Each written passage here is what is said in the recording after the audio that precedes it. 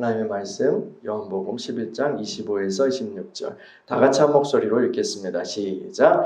예수께서 이르시되 나는 부활이요 생명이니 나를 믿는 자는 죽어도 살겠고 무릇 살아서 나를 믿는 자는 영원히 죽지 아니하리니 이것을 내가 믿느냐. 아멘. 하나님, 오늘도 주님의 말씀 앞에 섭니다. 이 시간에 부활의 생명이신 주님을 찬양하오니 주님, 그 말씀 앞에 엎드리오니 주님께서 말씀하여 주시고 주의 음성 들려주시며 하나님의 그 놀라운 그 사랑과 빛을, 생명을 공급하여 주옵소서. 우리가 주님을 더 알기 원하고 그리스도 안에 있는 풍성한 은혜에 참여하기를 원합니다. 성령 이곳에 운행하여 주시고 말씀을 전하는 종을 붙들어 주시며 또 우리의 예배를 주님께서 받아주시기를 간구하오니 함께하여 주옵소서. 예수 그리스도의 이름으로 기도합니다. 아멘. 할렐루야. 네, 부활하신 주님을 찬양합니다. 어제 이제 토요일에 저희 가족들과 또 조일진 선교사님이 같이 모여서 교회에서 모여서 부활절 계란을 그렇게 포장했습니다. 그래서 예전에는 이제 삶은 계란으로 했는데 요즘 구운 계란으로 이렇게 하죠. 계란 삶는 그런 부분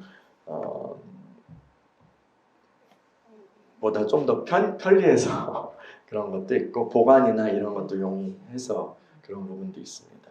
그래서 맥반석 계란을 하나 넣고 그리고 멍베이지 말라고 요구르트를 하나 넣고 그리고 거기에 입가심하라고 자일리톨 사탕 하나를 무설탕 캔디를 하나 넣고 그리고 거기에 이제 저희 교회 함께 합시다라고 하는 그런 작은 그런 카드 한 장 넣고 그래서 그리스도의 부활을 축하하는 의미의 그런 포장지에 담아서 이렇게 포장을 했어요.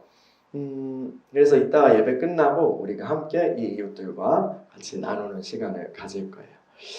부활절에요, 이 계란을 뭐 색칠하거나 장식하거나 아니면 이렇게 포장해서 같이 나누고 선물하고 먹는 이 일은요, 성경에서 유래된 그런 것은 아니에요. 그렇죠? 성경에서 부활절에는 계란을 나눠 먹어라, 색칠해라 이렇게 써있진 않습니다. 주님께서 분부하신 그 어떤 그 전례라고 하는 것은 두 가지죠. 세례 그리고 성찬 이것입니다.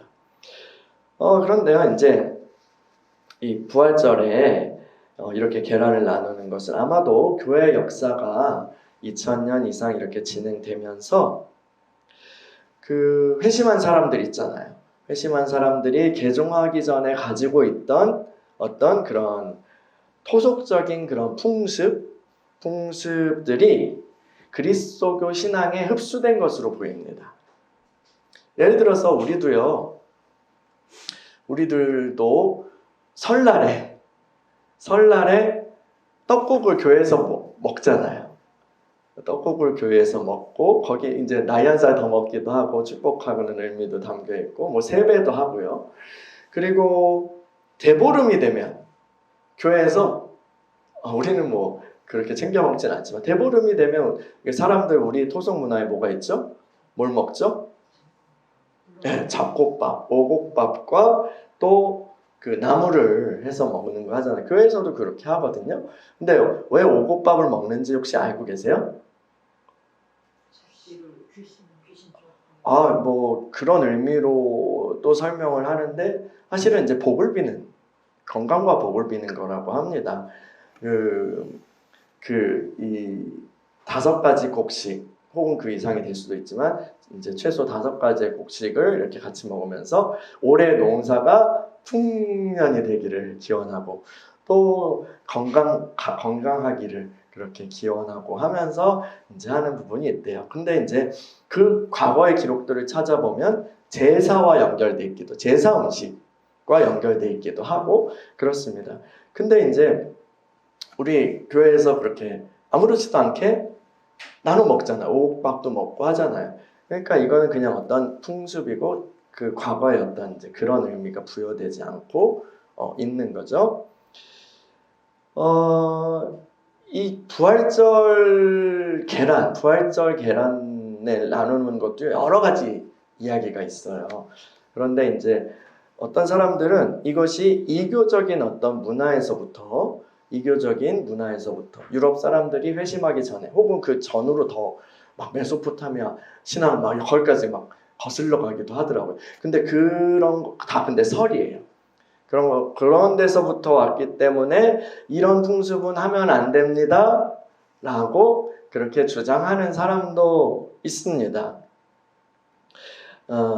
근데요, 전 세계의 많은 교회들이 지금까지도 이 풍습을 유지하고 있는 것이 사실이에요. 한국 교회도 그렇고요.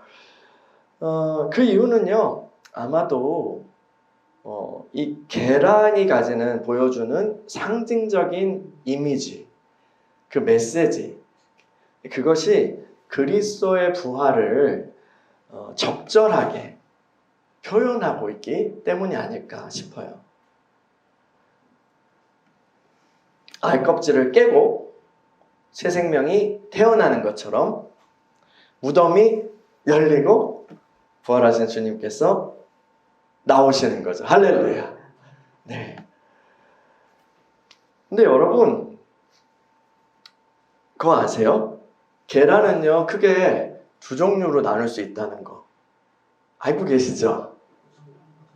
오, 네, 맞아요. 유정란과 무정란이에요. 유정란에는 뭐가 있죠? 유정란은 뭐가 있어? 유와 무는 있다 없잖아요. 유정란엔 뭐가 있죠? 응? 유정란엔 뭐가 들어있죠? 그쵸, 생명이죠. 배라고 하는, 뭐 수정체라고 할 수도 있겠지만, 그 배라고 하는 게 들어있죠. 그게 자라면 이제 병아리가 되는 거잖아요. 그러니까 결국은 이 생명이 있고 없고예요. 신기하게도 계란은 이제 무정란도 있는 거죠. 무정란도 있어요. 생명이 없고 없는 그런 계란도 있습니다. 그래서 근데 하나님께서 우리에게 그것을 식량으로 주실 수 있었던 것 같아요. 유정란을 먹어야 된다라고 그게 몸에 좋다라고 얘기하는 사람도 있지만 뭐 우리 먹는 건 대부분 무정란이죠. 이 계란에 유정란과 무정란이 있어요. 똑같은 계란인데 한 가지에는 생명이 있고 하나는 생명이 없습니다. 똑같은데요. 우리의 삶이요, 이 계란과 같아요. 유정란과 같이 생명이 있는 인생이 있을 수 있고요. 생명이 없는 인생이 있을 수 있어요. 시간이 지나면 깰 때가 오는데 생명이 있는 인생은 생명의 부활로 나오고 생명이 없는 인생은 그렇지 않을 거예요. 우리 인생은요, 그래서요, 크게 두 가지로 나뉠 수 있어요. 유정란과 무정란처럼요. 어떻게 해요? 생명이 있는 인생과 없는 인생. 근데 그 생명은 어디 있을까요? 성경은 그 생명은 하나님의 아들이신 예수 그리스도 안에 있다고 말합니다. 우리 요한일서 5장을 한번 펴볼까요? 요한일서 5장 11에서 12절.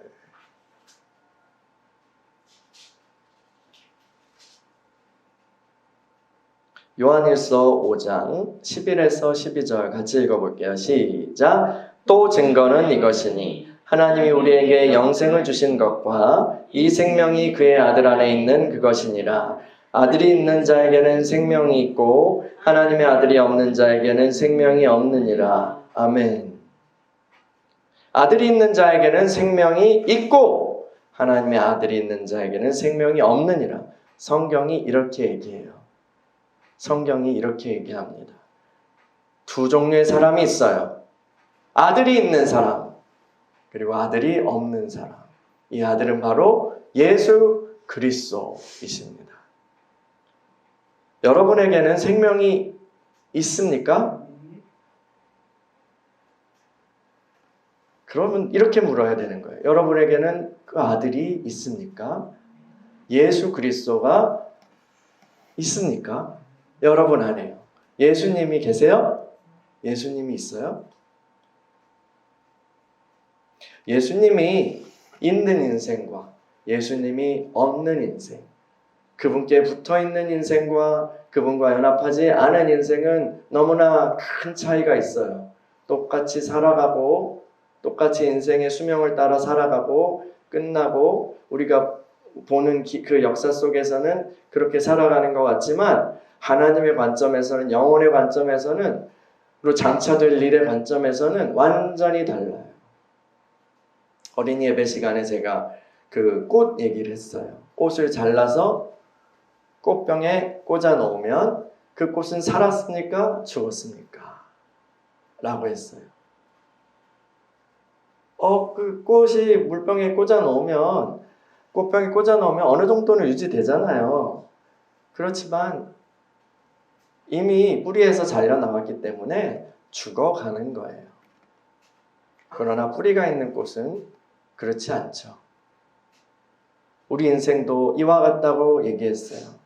아까 유정란과 무정란 비유를 한 것처럼 우리 인생도 이렇게 뿌리가 잘린 꽃과 뿌리가 있는 꽃과의 차이가 있습니다.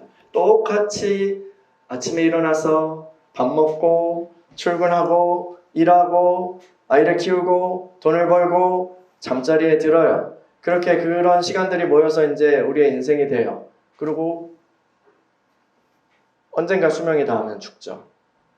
근데 어떤 삶은, 어떤 인생은 죽어가는 거예요. 그냥 죽어가는 거예요. 그러나 어떤 인생은 계속해서 살아가는 생명의 연장선 안에 있어요. 아들이 있는 인생은, 예수가 있는 인생은 바로 이러한 영원한 생명의 사이클 안에 들어가 있는 거예요. 여러분 안에는 그 생명이 있으신가요? 여러분은 생명에 속한 사람인가요? 여러분 안에는 그러한 생명이 있으신가요?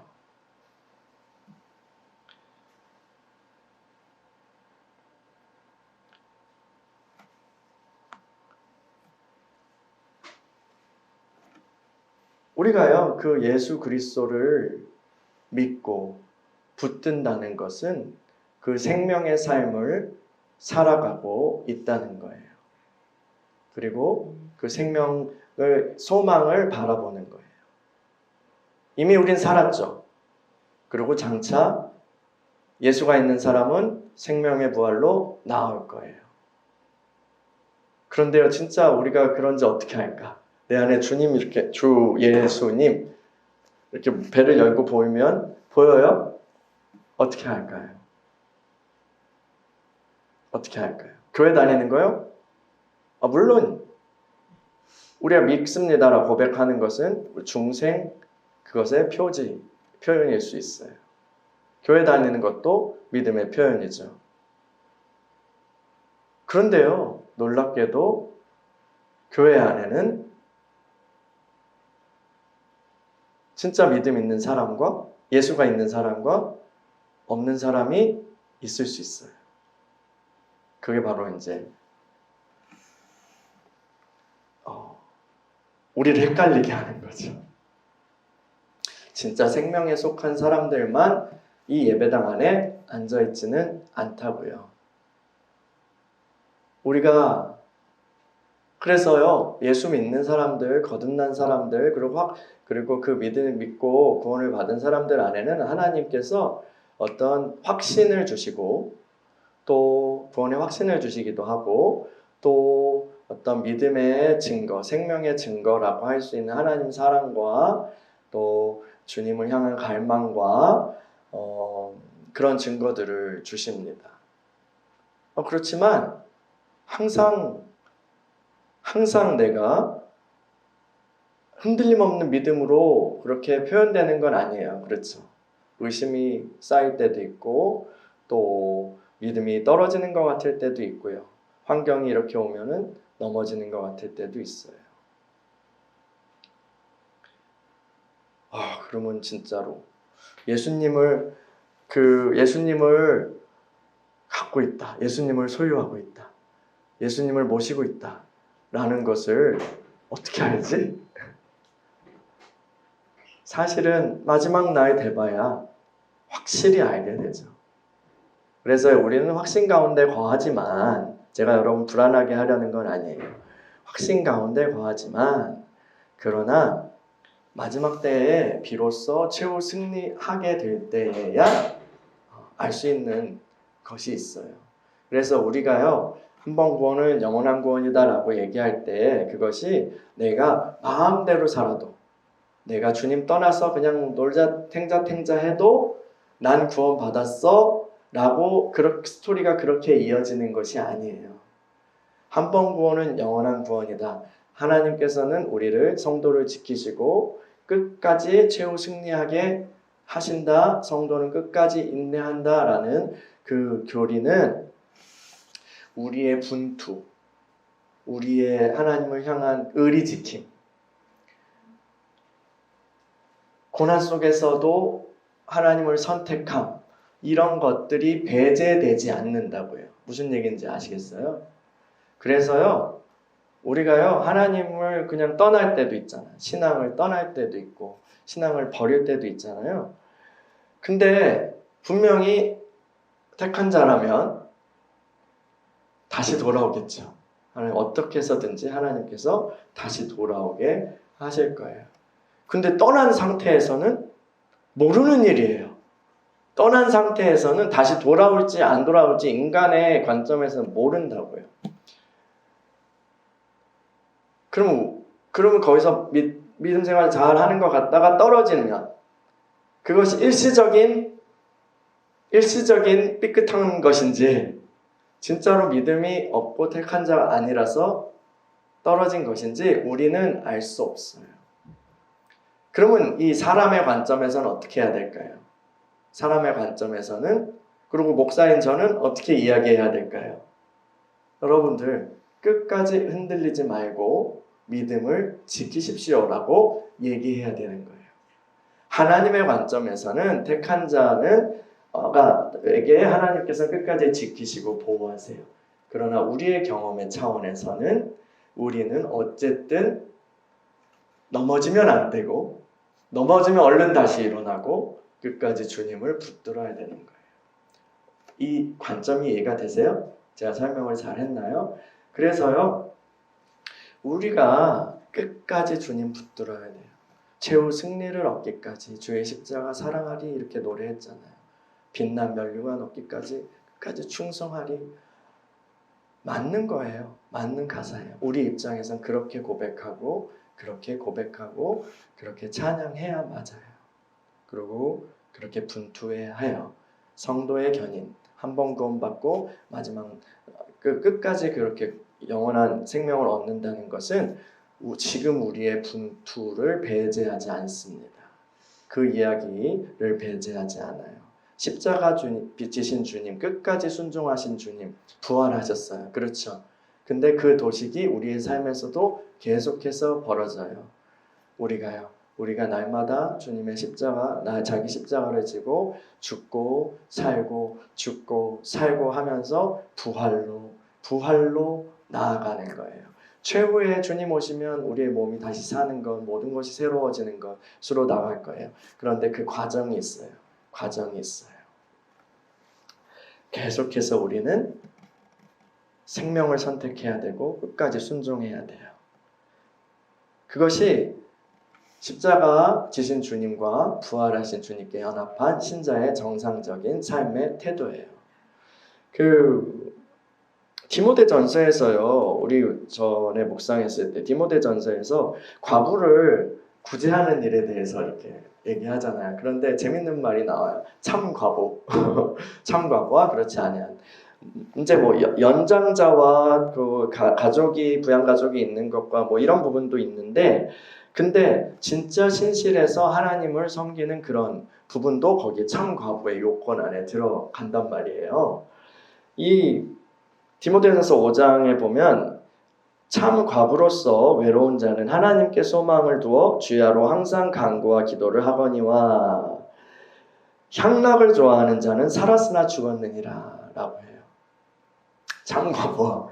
교회 안에 있는 그런 여인들 중에서 참 과부도 있는데 그렇지 않은 사람도 있을 수 있다는 거예요. 그런데 이런 사람은 어떻게 표현해요? 향락을 좋아하는 자는 살았으나 죽었다 라고 표현해요.